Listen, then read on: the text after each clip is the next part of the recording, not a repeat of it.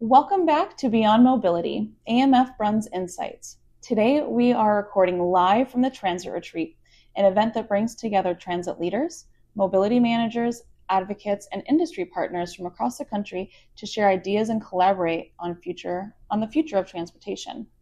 I am joined by Tim Geibel, one of the leaders behind this event, and we are going to talk about what makes this event unique, what the attendees are learning, and what these professionals should be thinking about when we look ahead to the future of mobility. So, Tim, thank you so much for taking the time out of your busy schedule to come and have a little chat with me. For those who may not be familiar with this event, can you tell us a little bit more about what inspired you to create the Transit Retreat? Sure. Thank you very much for having me. It's very excited to have an opportunity to chat with you. The Transit Retreat is a concept that I've been formulating for a number of years.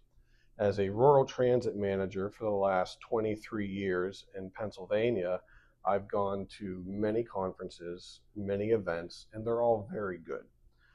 But there's times where I would go to an event that is so large with so many people that I found myself just gravitating to people that I already knew, and I wanted to have better engagement.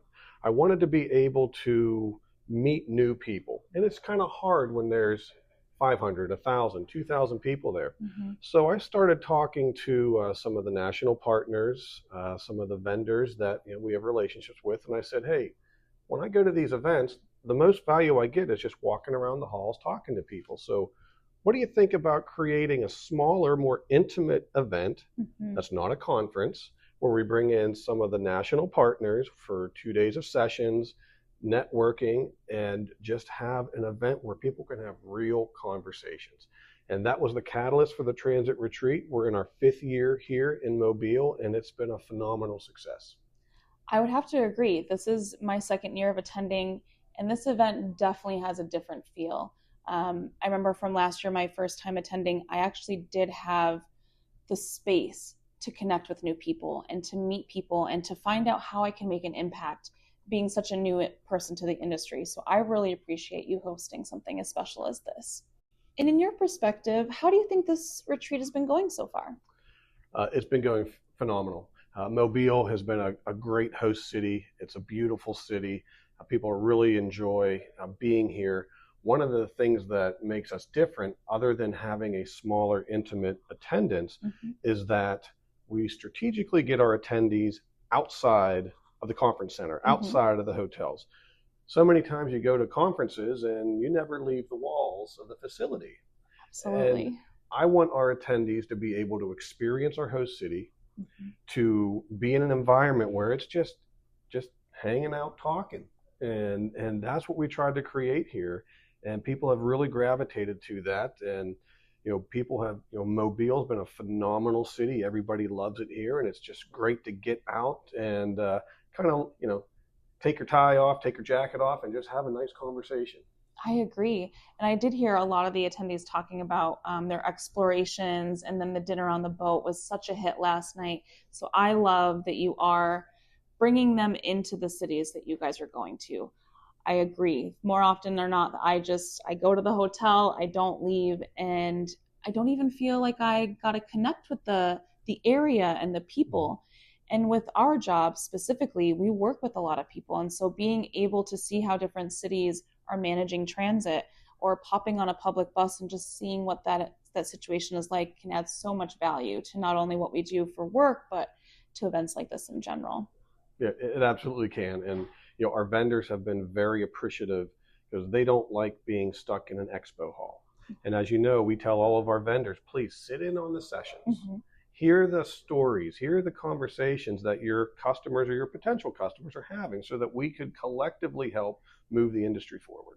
Yeah, that was my favorite part of being here last year, was sitting in on a lot of the sessions. So as a vendor, I appreciate that as well. So when we look across the transit industry right now, what are some of the biggest challenges that you kind of see, and some of the things that all these agencies are kind of working through? Well, I see one of the biggest challenges is how do we address the new definition of mobility?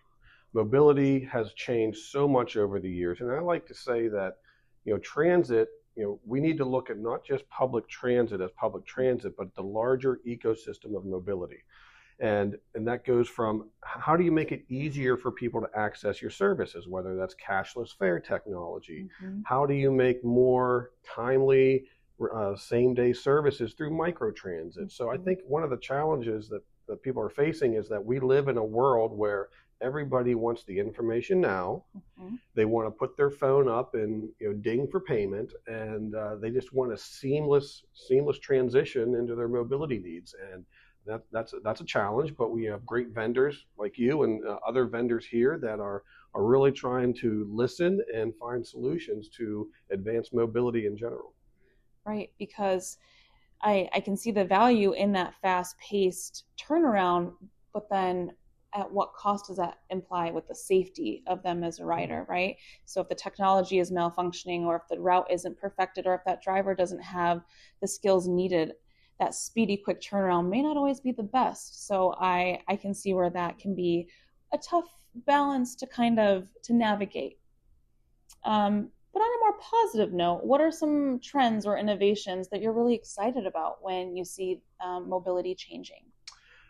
Just the opportunity to kind of, for lack of a better word, get with the times. It's 2026. Absolutely. People don't want to put $1 in the fare box anymore. And, people want that more on-demand services. So the transit system that we operate in Northwest Pennsylvania, we've done a little bit of microtransit. We've done cashless fare integrations. We're pursuing alternative fuels to try and bring costs down. So I think some of the great things going on is that there's a lot of technology out there that's being used to make the operation of service more efficient and the administration of service more efficient. And the more efficiencies that we can build, whether it's operation or administration, those are more dollars that we could put into actual service to meet mobility needs. Now, this is a topic that I've kind of touched on in past interviews, but it sounds like collaboration plays a huge role in the success of all this. So from what you see in your area, how is that collaborative piece going? Do you see that different parts of the transit industry are, attacking this head on together? Or do you see that maybe we need to kind of work on that collaboration a little more to see that end game? Well, I think there's a lot of collaboration within the transit industry. But as I said earlier, we need to expand to a larger ecosystem of mobility. So we need to bring in some non-traditional transit partners that have insight into mobility challenges and opportunities, because in the transit industry, we don't compete against neighboring transit systems. We're all trying to advance mobility and serve our communities. So there's just such a camaraderie of sharing resources. If you need a policy on this, hey, I got a policy here, I'll share that with you. And and from a vendor perspective, they really appreciate hearing these stories, because they can take that back to their systems and their companies and try and adjust and adapt their technologies or their products and services to better meet mobility needs. But I think we really need to expand our collaboration beyond the traditional transit systems into other mobility advocates and partners that are in our communities. I would agree more. I agree. I see a lot of these smaller transit agencies finding a way to collaborate and lean on different things like rideshare options and different, like you said, other things that if they can't fill that gap, well, we're going to try to find someone that maybe will at least try to help us support that as well. So I do appreciate that in a very non-traditional sense that people are trying to figure out how to fill that gap and that need. For someone who maybe has not attended the retreat before and they're kind of thinking about it, what would you tell them, and why should they consider coming? Well, from an attendee standpoint, from a transit manager or transportation or mobility advocate, this is an opportunity to engage. So many people have come up to me at all of our retreats, because we rotate this to different states and different locations. And a lot of people tell me, it's like, I've never had the opportunity to engage with National RTAP or the Transit Workforce Center or the Shared Use Mobility Center. So having all these national partners come in has been a great benefit for the attendees, because they may have heard of these agencies and these technical assistance centers, but to actually have time to have a conversation with them has been really important. And our target audience here is rural and small urban transit providers. So whether it's a 10 bus operation in upstate New York or a small urban system, in Pennsylvania, or a system like here in Mobile, we have content that is relevant, and we just try to facilitate an atmosphere where people feel relaxed, where they can share and they can learn. We tell people, whether you're in the transit industry for 6 months or 20 years, you've got a story to tell. You can share, you can learn. So let's all come together, and it's just been very well received. I would agree. I would absolutely agree, and I think that approach has been working in your favor, and I can't wait to see it grow and continue to grow. So before we wrap up, what gives you the most optimism when looking at the future of transit and mobility? And you kind of touched on it a little bit, but I'll let you answer again. Well, I think when I look at our transit system in Northwest Pennsylvania, we operate in 3 rural counties. What gives me the most optimism is just the willingness to collaborate. We have 3 counties. Each county has specific needs, but we can share resources between the counties. And we've been fortunate. 10 years ago, we were just a single county operation. Now we have 3 counties that we operate. So we're building efficiencies. It gives us the opportunity to invest in new technologies, and we're really meeting a more dynamic need with the partnerships of 3 counties than we could as an individual. So I think moving forward, just partnerships. You can't do anything. We're not in a silo.